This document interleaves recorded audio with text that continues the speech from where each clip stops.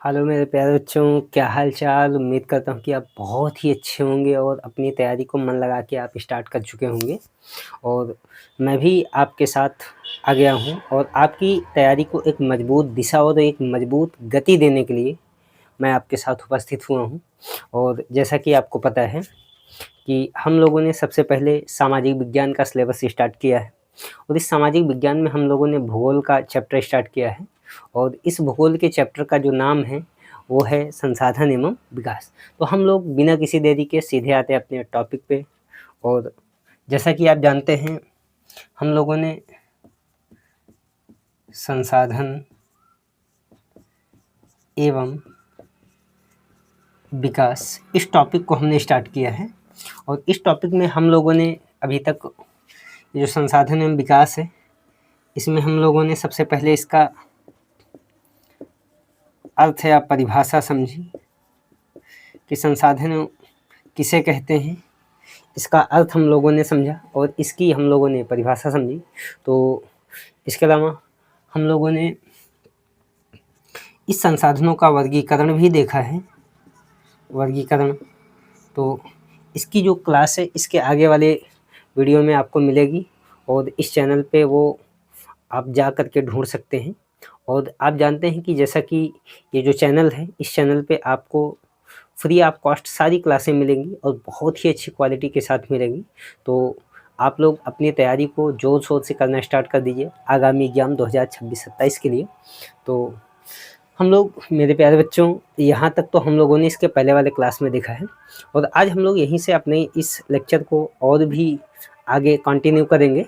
और जैसा कि आप जानते हैं, यहाँ तक हम लोगों ने अर्थ एवं परिभाषा को देखा, इसके बाद वर्गीकरण को देखा। आज हम लोग जो टॉपिक पढ़ने वाले हैं, इस टॉपिक का नाम है, अगर हम लोग ये जो टॉपिक देखने जा रहे हैं, इस टॉपिक को देखें तो इस टॉपिक का नाम है संसाधनों का विकास। तो आज हम लोग संसाधनों का विकास देखेंगे। संसाधनों का विकास, इस पर चर्चा करेंगे। जैसा कि आप सभी बच्चों को पता है कि ये चैप्टर बहुत ही बड़ा है और ये चैप्टर जितना बड़ा है उतना ही महत्वपूर्ण भी है। तो बहुत ही इम्पोर्टेंट चैप्टर है। और जैसा कि आपको मैं बता दूं कि इस चैप्टर से 5 नंबर आपके पक्के हैं, क्योंकि यहाँ से 1-2 क्वेश्चन आपके ऑब्जेक्टिव बनेंगे और एक क्वेश्चन आपका लॉन्ग यानी कि डिस्क्रिप्टिव वाला क्वेश्चन बनेगा। तो बहुत ही इंपॉर्टेंट चैप्टर है ये। तो मेरे प्यारे बच्चों, हम लोग इसको बहुत ही अच्छे तरीके से समझने का प्रयास करेंगे। तो आज हम लोग पढ़ने वाले हैं संसाधनों का विकास। तो अगर हम इसी को देखें, आखिर संसाधनों का ये जो विकास है ये क्यों आवश्यक है। अगर हम इसी को समझें कि संसाधनों का विकास क्यों आवश्यक है, तो जैसा कि आप जानते हैं कि संसाधनों का विकास ऐसे आपको लिखना है, जैसे मैं नोट्स बनवा रहा हूँ ऐसे नोट्स बनाना है। संसाधनों का विकास इसलिए आवश्यक है, इसलिए संसाधनों का विकास इसलिए आवश्यक है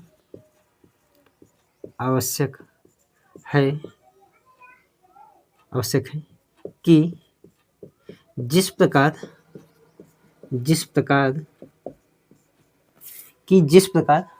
संसाधन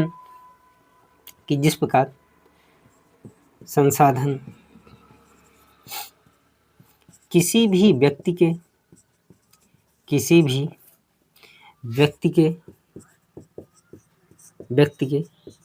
जीवन यापन, संसाधन किसी भी व्यक्ति के जीवन यापन के लिए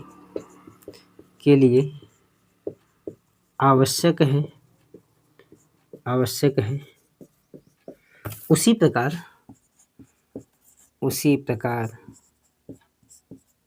संसाधन तो जिस प्रकार संसाधन किसी भी व्यक्ति के जीवन यापन के लिए आवश्यक है, उसी प्रकार संसाधन व्यक्ति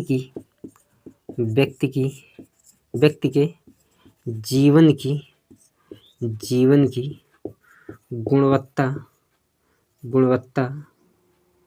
व्यक्ति के जीवन की गुणवत्ता बनाए रखने के लिए आवश्यक है।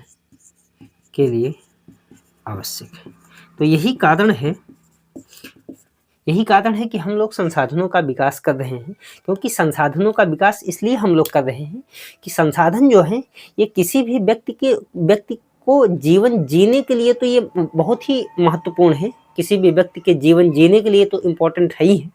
उसके साथ-साथ उस व्यक्ति की जीवन की गुणवत्ता बनाए रखने के लिए, जीवन की क्वालिटी बनाए रखने के लिए भी बहुत इम्पोर्टेंट है।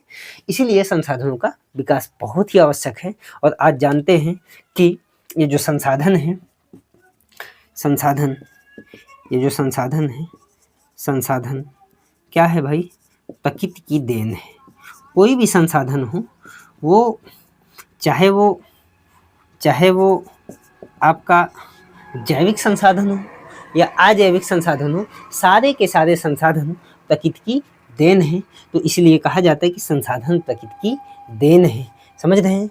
और प्रकृति की देन है जो संसाधन प्रकृति की देन है, जो उसकी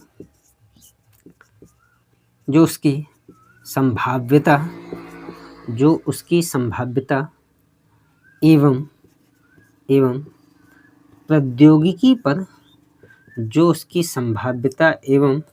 प्रौद्योगिकी पर निर्भर करते हैं।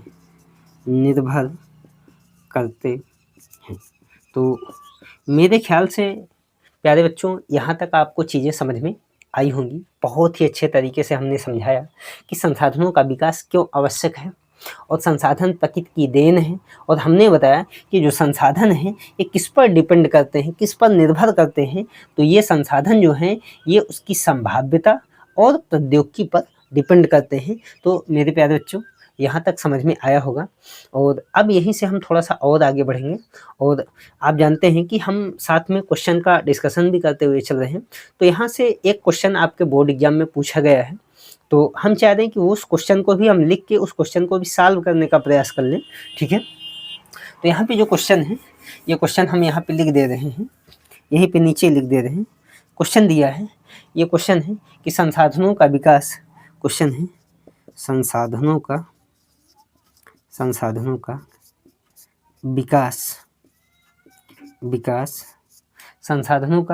विकास निम्न में से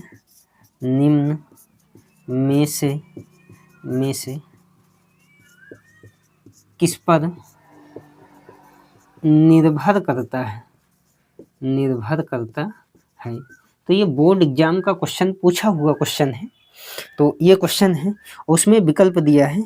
विकल्प ए में दिया है उसकी संभाव्यता पर किस पर डिपेंड करता है? उसकी संभाव्यता पर। और विकल्प बी जो दिया है, ये दिया है उसकी प्रौद्योगिकी पर। ये दूसरा विकल्प है। और तीसरा जो विकल्प है वो दिया है उसकी संभाव्यता एवं प्रौद्योगिकी दोनों पर।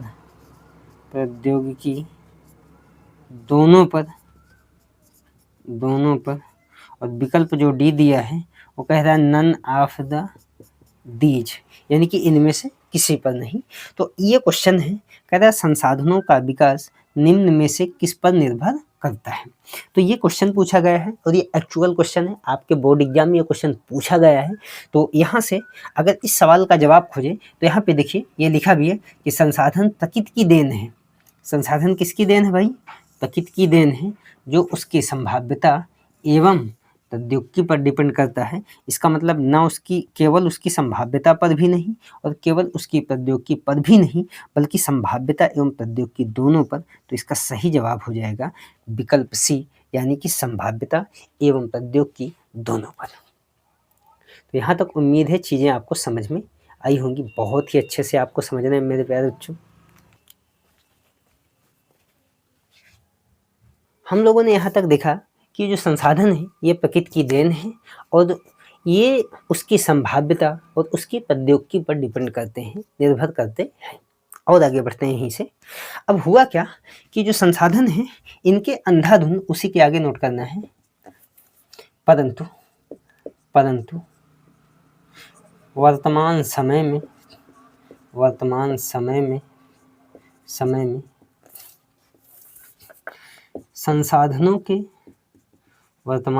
में संसाधनों के अंधाधुंध उपयोग से विभिन्न प्रकार की समस्याएं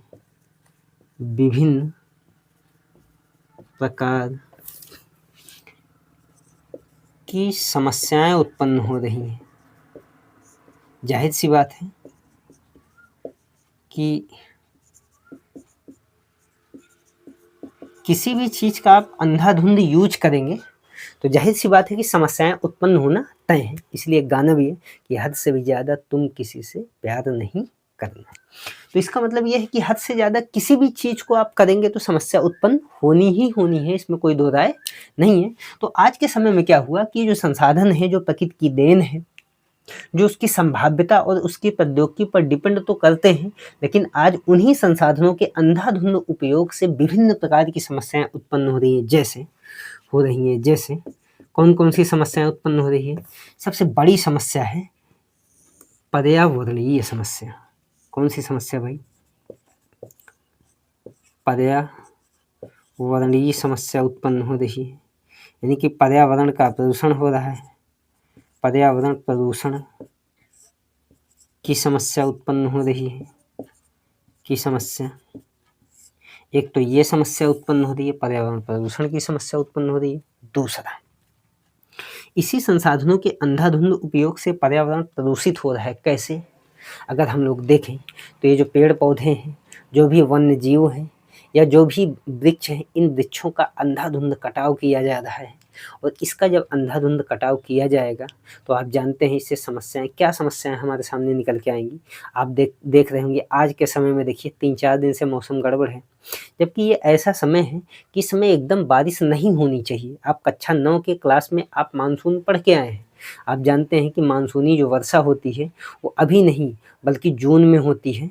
तो आप जानते हैं अब ये जून नहीं, ये कौन सा महीना चल रहा है आप खुद ही जानते हैं। बल्कि जून के 1 महीने पहले यानी कि मई के लास्ट में या मध्य मई में आपके यानी कि भारत में, उत्तर भारत में या दक्षिण भारत में कुछ थोड़ा बहुत बारिश होती है। उस बारिश का संबंध मानसूनी वर्षा से नहीं है, लेकिन फिर भी आप देखिए ये जो बारिश हो रही, इस बारिश का कोई औचित्य है ही नहीं। तो ये इसी वजह से हो रही है, असमय पे बारिश हो रही है, क्योंकि पेड़ों की कटाई खूब बड़े पैमाने पे हो रही है। यानी कि प्राकृतिक संसाधनों का दोहन अंधाधुंध तरीके से हो रहा है, जिससे पर्यावरण क्या हो रहा है? प्रदूषित हो रहा है। एक तो पर्यावरण प्रदूषण की समस्या। अगर हम दूसरी समस्या को देखने का प्रयास करें तो दूसरी है वैश्विक तापन की समस्या। वैश्विक तापन की समस्या। अब ये क्या है भाई? वैश्विक तापन, जिसको आप कई बार सुने होंगे इंग्लिश में ग्लोबल वार्मिंग। यानी कि इससे क्या हो रहा है? पर्यावरण प्रदूषण तो हो ही रहा है संसाधनों के अंधाधुंध उपयोग से, लेकिन इसके साथ साथ अगर हम लोग देखें तो विश्व का तापमान, यानी कि भारत का नहीं पूरे विश्व का, यानी कि पूरे पृथ्वी का तापमान लगातार बढ़ रहा है। जिसे आप अपने घर वालों से पूछेगा, जो बूढ़े बुजुर्ग होंगे, तो उनसे पूछेगा कि दादाजी इतनी गर्मी पहले भी पड़ती थी, तो वो लोग बताएंगे नहीं, ऐसी गर्मी हमने अपने जीवन में कभी नहीं देखी। तो इससे क्या हो रहा है कि वैश्विक तापमान भी बहुत तेजी से बढ़ रहा है। और आप देखते हैं कि इस समय गर्मी के समय में एसी भी काम करना, यानी कि एयर कंडीशनर भी सही तरीके से कार्य नहीं कर पा रहा है। उसका प्रमुख कारण क्या है? कि इन्हीं संसाधनों का अंधाधुंध उपयोग है। ठीक है, ये समस्याएं हो रही हैं, वैश्विक तापन की समस्या। इसके अलावा ओजोन परत का क्षरण हो रहा है। ओजोन परत का क्षरण हो रहा है। अब आप कहेंगे इससे हमसे क्या मतलब? क्षरण हो रहा है, इससे बहुत मतलब है। इसी संसाधनों के अंधाधुंध उपयोग से, कोयला के अंधाधुंध उपयोग से, पेट्रोलियम के, डीजल के, इन सब के अंधाधुंध उपयोग से क्या हो रहा है कि आज हमारा वायुमंडल प्रदूषित हो रहा है। और इस वायुमंडल के प्रदूषण की वजह से आप जानते हैं कि जो ओजोन है एक प्रकार की ये गैस है। समझ रहे हैं ना? ओजोन क्या है? एक प्रकार की गैस है। और हमारे वायुमंडल में इसी ओजोन गैस की एक लेयर पाई जाती है। आप सुनी होंगी कि ये जो वायुमंडल है ये पृथ्वी है। पृथ्वी के ऊपर अगर हम लोग देखें तो सबसे पहले क्षोभ मंडल, फिर समताप मंडल, फिर मध्य मंडल, फिर आयन मंडल, फिर बहिर्मंडल। तो ये 4-5 मंडल हैं और इसी में से ये क्षोभ मंडल के ऊपर अगर हम लोग देखें तो एक मंडल है जिस मंडल का नाम है समताप मंडल। समताप मंडल, और इसी समताप मंडल में आप जानते हैं कि एक लेयर पाई जाती है ओजोन गैस की, जिस लेयर को कहते हैं ओजोन परत। और आज ये जो ओजोन परत है इसका डिप्लीशन हो रहा है, यानी कि इसका क्षरण हो रहा है, बड़े पैमाने पे क्षरण हो रहा है। और हो क्या रहा है कि इस ओजोन परत के क्षरण से ओजोन परत के लेयर में एक सुराख हो गया है। एक नहीं, कई जगह पे कई सुराख हो गए हैं, जिनकी वजह से सूर्य से जो आने वाली हानिकारक किरणें हैं, आप सुने होंगे ना, एक्स किरणें, अल्फा किरणें, बीटा किरणें, गामा किरणें, रेडियो वेव, ये सब सुने होंगे ना। तो ये सब बहुत ही हानिकारक तरंगे हैं। तो सूर्य से आने वाली जो हानिकारक तरंगे हैं, ये पहले क्या था कि जब ओजोन परत का क्षरण नहीं हो रहा था तो ये सूर्य से तो आती थी, लेकिन यही ओजोन परत इनको क्या कर लेती थी, सूर्य से आने वाली हानिकारक किरणों को रोक लेती थी और खुद ही अवशोषित कर लेती थी। लेकिन आज वर्तमान समय में इन्हीं संसाधनों के अंधाधुंध उपयोग से हमारा जो पर्यावरण प्रदूषित हो रहा है, इसी पर्यावरण की प्रदूषण की वजह से ओजोन वायुमंडल का भी प्रदूषण, यानी कि वायुमंडल भी प्रदूषित हो रहा है।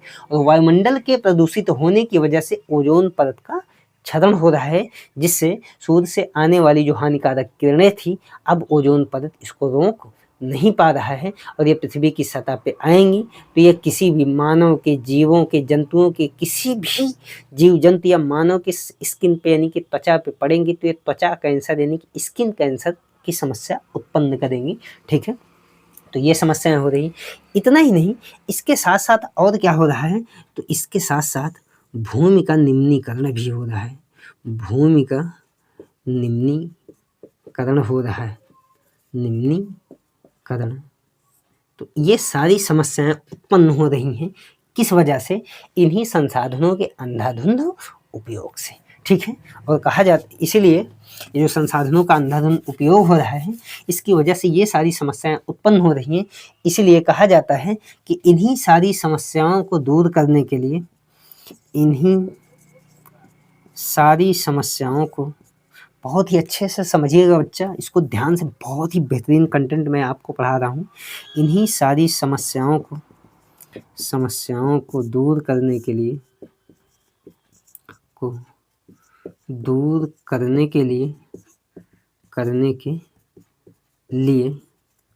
करने के लिए एक कॉन्सेप्ट लाया गया जिसका नाम है सतत पोषणीय विकास। दूर करने के लिए सतत पोषणीय विकास, जिसको इंग्लिश में कहते हैं सस्टेनेबल डेवलपमेंट। सतत पोषणीय विकास की अवधारणा का विकास किया गया। ठीक है, विकास किया गया। तो आज के बाद कोई पूछे,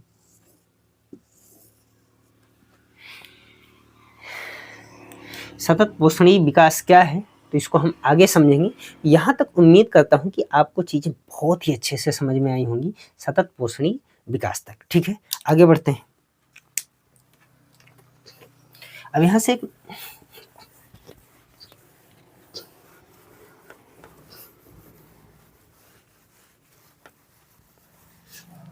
अब यहाँ से एक हमको नया क्लू मिल गया, सतत पोषणीय विकास यानी कि सस्टेनेबल डेवलपमेंट।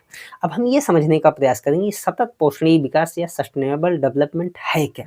तो हम लोग हेडिंग बनाएंगे, सतत पोषणीय विकास। हम लोग हेडिंग बनाएंगे सतत पोषणीय विकास यानी कि सस्टेनेबल डेवलपमेंट। ठीक है, ये जो सतत पोषणीय विकास है, यहाँ से भी क्वेश्चन आपके एग्जाम में बने हैं।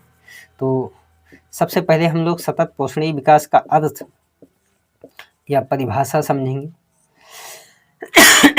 कि आखिर सतत पोषणीय विकास का अर्थ क्या होता है, या सतत पोषणीय विकास कहते किसे हैं। मान लीजिए बाय द वे क्वेश्चन बन जाए तो ठीक है। और ये जो सतत पोषणीय विकास का अर्थ एवं परिभाषा, इसको समझ लेंगे तो इसको समझने के बाद इसकी हम अवधारणा को समझेंगे।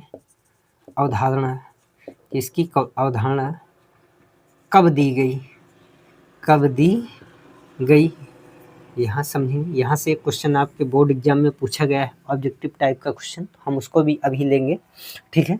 ये हो गया। और तीसरा हम लोग देखेंगे सतत पोषणीय विकास का कार्य क्या है, कार्य या इसका लक्ष्य क्या है, लक्ष्य या उद्देश्य क्या है। तो जो भी हो हम इसको समझने का प्रयास करेंगे, ठीक है। तो प्यारे बच्चों, यहाँ तक उम्मीद करता हूँ कि बहुत ही अच्छे से आप समझे होंगे। तो सबसे पहले हम देखेंगे सतत पोषणीय विकास का अर्थ या परिभाषा। आखिर सतत पोषणीय विकास हम कहते किसे हैं? तो सतत पोषणीय विकास का अर्थ कोई अगर पूछे तो उसको आराम से बताइए कि संसाधनों का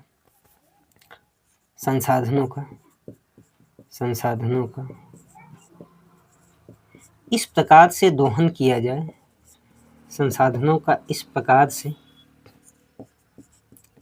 दोहन किया जाए, दोहन का मतलब यूज, प्रयोग, दोहन किया जाए जिससे वर्तमान आवश्यकताओं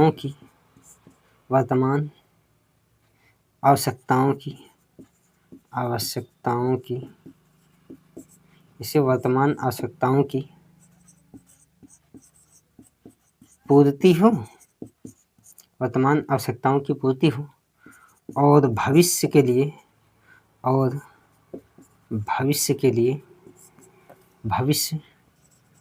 लिए बचा रहे तथा पर्यावरण को कोई क्षति भी न हो, क्षति का मतलब नुकसान न हो, ठीक है। तो ये सतत पोषणीय विकास का अर्थ रहा या परिभाषा रही। आज के बाद कोई पूछेगा कि सतत पोषणीय विकास कहते किसे हैं या इसकी परिभाषा बताइए, तो आप बताइएगा कि संसाधनों का इस प्रकार से दोहन किया जाए जिससे वर्तमान की आवश्यकताएं तो पूरी हों लेकिन भविष्य के लिए बचा भी रहे, ठीक, और इससे पर्यावरण को कोई नुकसान न हो, पर्यावरण को किसी भी प्रकार की क्षति भी न हो। तो इसे ही हम कहते हैं सतत पोषणीय विकास, ठीक है। अब सतत पोषणीय विकास की अवधारणा की बात करें तो इसकी अवधारणा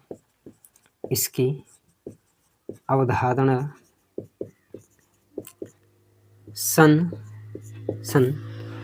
1992 में, इसकी अवधारणा सन 1992 में ब्राजील के एक शहर है, इसका नाम है रियो डी जेनेरियो। ये बहुत ही महत्वपूर्ण शहर है और आप जानते हैं कि पहला पृथ्वी सम्मेलन इसी रियो डी जेनेरियो में 1992 में हुआ, ठीक है।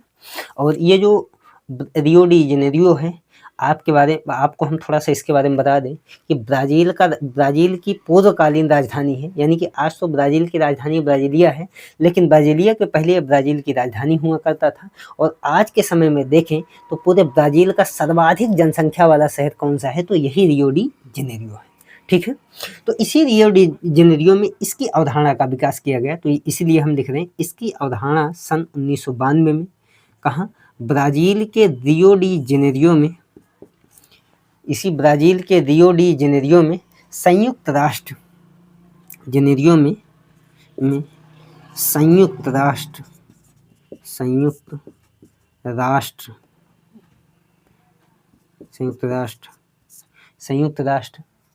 पर्यावरण और विकास सम्मेलन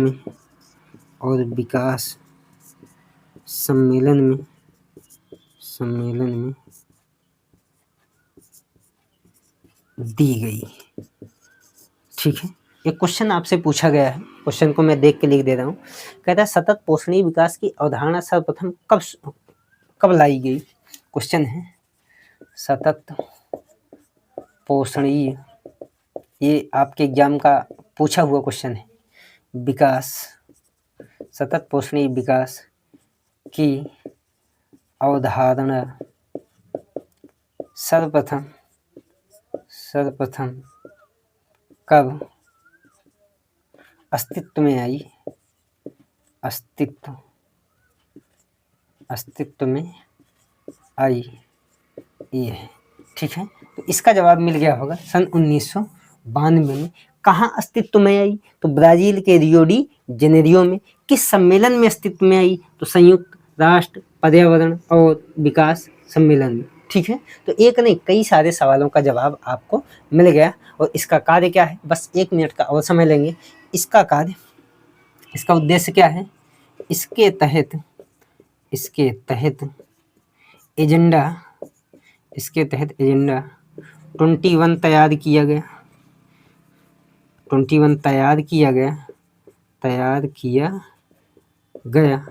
जिसका उद्देश्य क्या? एक तो गरीबी, दूसरा भूखमरी, बेरोजगारी, अशिक्षा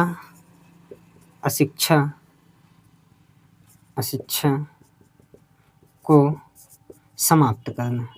ये था इसका उद्देश्य। ठीक है, तो उम्मीद करता हूँ यहाँ तक चीज़ें आपको समझ में आई होंगी। फिर मिलते हैं हम लोग अगली क्लास में, तब तक के लिए बहुत बहुत धन्यवाद।